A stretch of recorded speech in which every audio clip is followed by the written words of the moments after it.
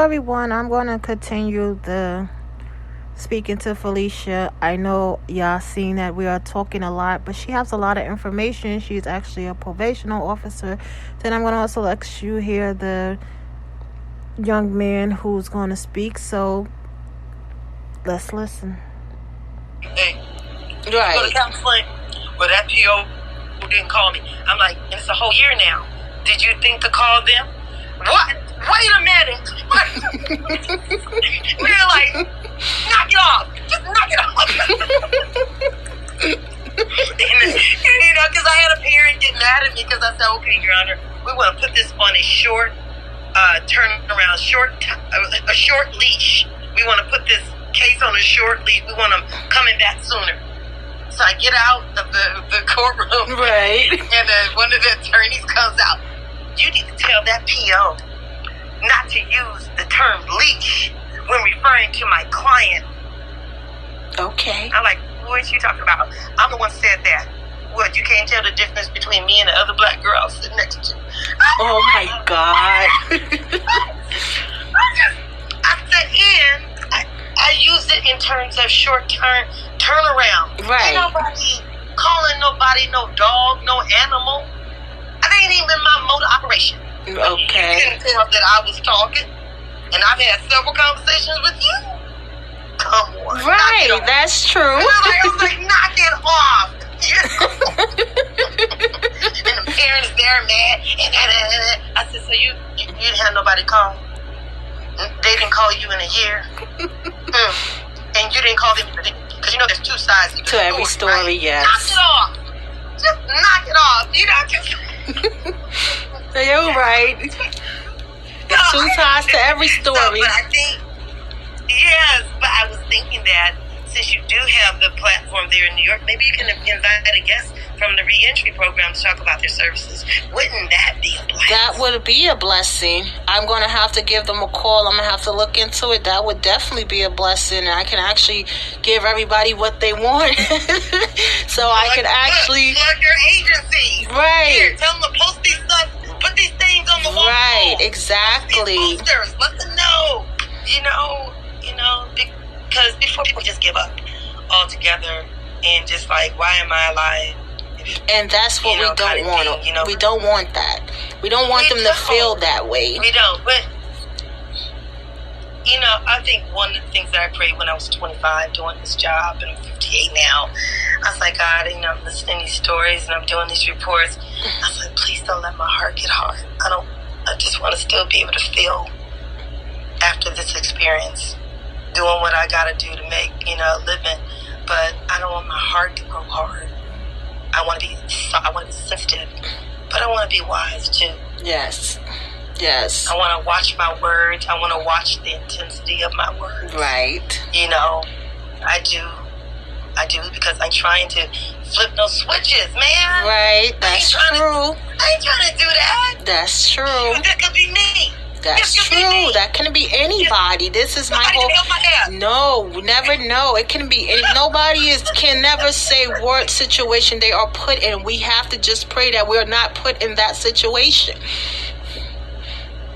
My mother said, never say never. No, you can never. Never do no drugs. Not like this. Nope. She said, never say never. I was like, what else supposed to say then, Mama? What else supposed to say? That we hope God just help us. You're beautiful. You're a beautiful soul. You're a beautiful soul. Thank you. Thank you, Felicia. Yes, thank you. You heard me and Felicia. She's a probation officer. We were actually speaking about the resources that can be given to ex-offenders. But before I get into giving y'all the resources, I'm going to let you hear the young man. He's actually was telling me that he had a friend, and his friend was working for a little bit, and then they went and looked at his record from 11 years ago and wind up firing him. And this young man right here belongs to me. So I'm going to actually let you hear what he has to say. I said that with these jobs, refuse to hire or employ these ex-cons, that's what leads to recidivism. And recidivism is when an ex-con is, tries to re-enter society, but they're not given any of the opportunity nor the resources to successfully enter society because they're struggling to get a job. And then if they do get a job, if they try to lie and say that they didn't have a criminal record, and then the job hires them, and then once they find out, then they are fired, and it's sad that they even had to lie about having a criminal record sometimes because they need to support themselves, and they can't support themselves the honest way because they can't get a job, can't get or maintain a good paying job at least. You know what I'm saying? So that leads to them. That's the sad part. So that leads to them committing or maybe a different crime to get back up in there because maybe they'll turn to selling drugs or stealing or doing something illegal that will get them back. Get them put back in jail, right. And that's what recidivism is. It's like a repeating cycle. And the issue is that they need to allow these ex-cons the ability to work. And that's what we're talking about. That's exactly what we're talking about. Like, right, and have access to good jobs. In society without being judged for something that happened years ago. And this. Right. I was saying that the things that's different between hiring a person with any type of criminal record, versus hiring a person who doesn't have a criminal record is that this person is on papers versus this person not being on papers. But let it be known, just because that person has a record and this person does not have a record does not mean that person who doesn't have a record is not doing illegal stuff. It's not committing crimes. They just have not been caught. Right, they just haven't been caught. A lot of, how many people out here stealing, embezzling and all that and just have not been caught? Exactly. So the fact of the matter is, when you hire anyone, you are taking a chance. You're taking a chance because you never know what they're going to do until you hire them. Exactly. And there are a lot of cases where a person gets hired, didn't have a criminal record prior to being hired at a job, then start working the job, and the next thing you know, they say, no, they're stealing from people, taking credit card information from people and using it, embezzlement, all type of stuff, but they didn't have a criminal record. Exactly, and that's so so true. That they wouldn't do those things, but when they got up in there, they did. They did do those things. You know what I'm saying? So you're taking a chance with whatever you hire. So why exclude this person simply because they have know their record. background? If anything, because you know their background. In all honesty, I would probably feel a little bit more comfortable hiring them because at least I know what I'm getting into. I know what to look out for.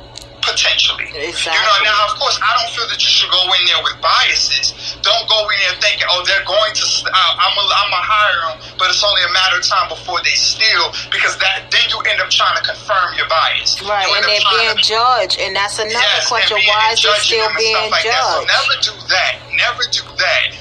But I can understand you being just a tad bit more cautious. Right. But still, you should take the chance on the next person, because just because that, like I said, just because that other person does not have a record, that does not mean that person doesn't commit crime. That's true. That is true. We need to put an end to this and allow people the right to live. The point of the prison system this is what they claim the point was of the to rehabilitate everyone. Rehabilitate. Exactly. That's what it's supposed to be. It's supposed to be for rehabilitation. So if you're stating that once these ex-cons get out and they can't find employment because of the crimes that they previously committed, you inadvertently are admitting that the system doesn't work. Exactly. And the thing is, no one wants to come home thinking the system doesn't work. After doing 25 years, 30 years, 32 years, you want to come home thinking that I got out because I told them I'm going to do well. But how is I'm going to be helped? Where is the resources for me to do well? Exactly. You know, when it's a struggle to get, sometimes it's even a struggle to get the bullshit at paying jobs. Exactly. You know, because, you know, my friend who had that issue, he was going for a bullshit job. This job wasn't anything that was noteworthy, but he couldn't even get that. And I'm like, this is terrible. It should never be this bad for them. No. Where they cannot live. Exactly. You know, because what are they supposed to do? In order to support yourself, you have to work. You have to work. You know, and everybody is not on parole. This is what I'm trying to make everybody see, that everybody's not on parole. Because, you know, when you're on parole, the parolee gets you, you know, send you out to get a job. They have to accept you for the job because you're on parole. That's part of your parole, is for you to work. But for the people who's not on parole and they just coming home, or they came home and they can't find work and they can't start their own business, where's the resources for them? You need the resources for them.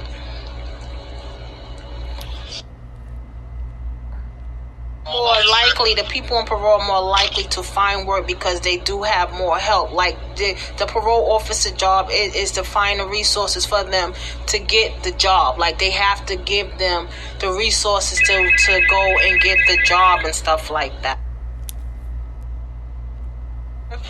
They can re-enter society and there's help for them. You know, nobody wants to commit a crime. I don't feel like people, you know, you could say there are some bad people. You know, some people can actually have bad intentions, but I do not believe everybody have bad intentions. I really don't. And everybody doesn't have bad intentions. Sometimes it's just people's circumstances. Exactly. You know, that lead to them right. doing certain things.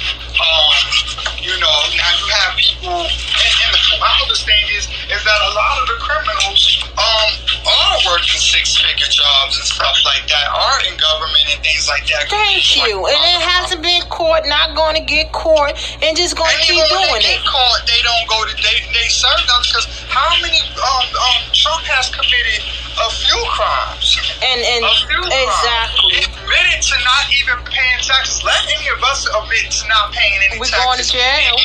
We're going to jail for taxes. Exactly. You know, but these people, they because they're on a different type of, they're in a different type of tax bracket. Right. You know, getting away with it. You know, it doesn't affect, the law doesn't affect them the same way. Nope. And that's the sad part. That's the sad part, because the law doesn't affect the real criminals. Like you said, Trump done committed so many crimes. But the thing I always say about Trump, he lets you know he committed these crimes. To show you how the justice system really works, Trump actually let everybody know he committed these crimes and showed that he cannot be touched. And there's the people who commit these little bitty crimes. And then when I say little bitty crimes, I mean like something as simple as not paying taxes. That's a little bitty crime to me. And because they didn't pay their taxes, they going to jail. But here's Trump, who got all this money, like he's a billionaire. He comes from money. Who can afford to actually pay taxes? Who can afford to not miss none of the money that's going to be missed? And admit that he didn't pay taxes and they haven't touched him, did anything to him. And this is where I just find with the justice system that they really need to help the people who actually coming home, who came home. They really need to give them the resources, because give them a chance. Give them a chance to get back on their feet. Give them a chance to prove that, yes, I did something wrong, but now I want to make it right. You got to give people a chance. And with having little to nothing and resources, you can't allow them to step up in the world. And so I'm gonna like to thank y'all for listening to my podcast. Y'all heard the parole officer Felicia and Ja talking about certain situations. So the information Felicia gave me was the re-entry service for parolees. You can go look that up.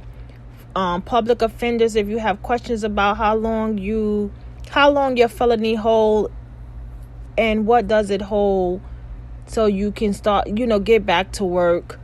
You can also do social justice, community-based organization. Always call your 211-311. Find out what's your local numbers and call them so they can actually help you. And I'd like to thank you for listening to the podcast.